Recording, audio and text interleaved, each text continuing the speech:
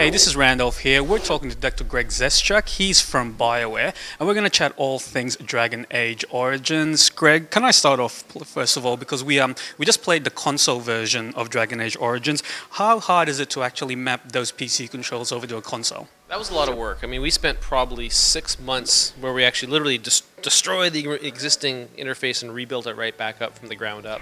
The main thing we really wanted to accomplish was the fact that Dragon Age Origins PC is a lot of stuff you can do in the game, a lot of controls. We didn't want to compromise for console players. We wanted them to have every single power available to them, but we also want to make it playable. So we actually came up with a sort of a ring structure and some hot buttons and things that actually we think really captures the game well and gives it a very good feel and actually really allows console players to feel like they're in control. How similar is it to something like what you did with Mass Effect, for example? Certainly, Mass Effect was a bit of an influence on it, where we do use a ring type effect, but for when you sort of pause the game. But there's actually the ring expands outward and actually gives you multiple categories of things that you can do. So that fundamental mechanic actually allowed us to put literally dozens and dozens of powers.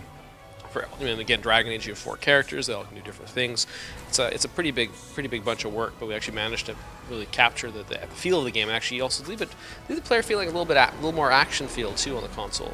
So are you confident you've got, I guess, most of the complexity of the PC controls in there? Did you have to make any sacrifices at all, do you think? I don't think we made any sacrifices at all. I think we actually captured. I think the key thing too is you can do it, but you want to make it still very, very playable. That was one of our other key focuses, to make sure that it was easy to play, and I think we accomplished that as well, which was probably the hardest thing about the whole endeavor. Okay, so it's very close to release now for Dragon Age Origins. What is there left to do on the game?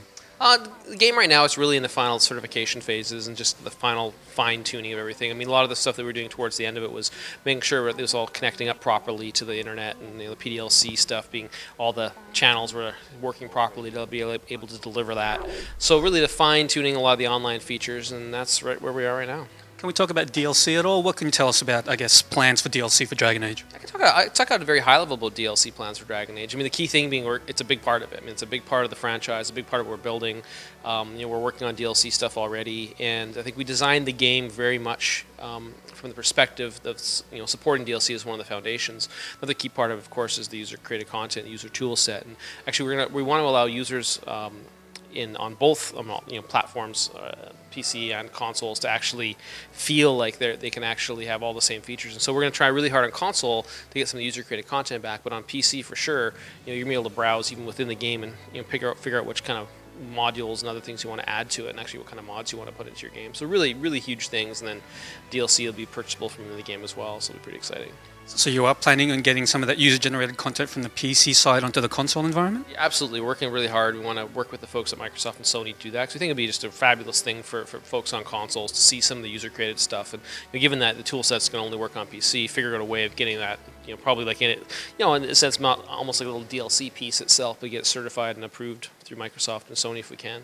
So how soon after launch can we expect the first DLC from you guys? I think we got DLC coming almost right out of the gate, like very soon after the launch phase, and then there's a whole bunch of stuff planned. And I think it'll depend on how the response is and what people seem to like and not like. We can adjust the plans based on the response.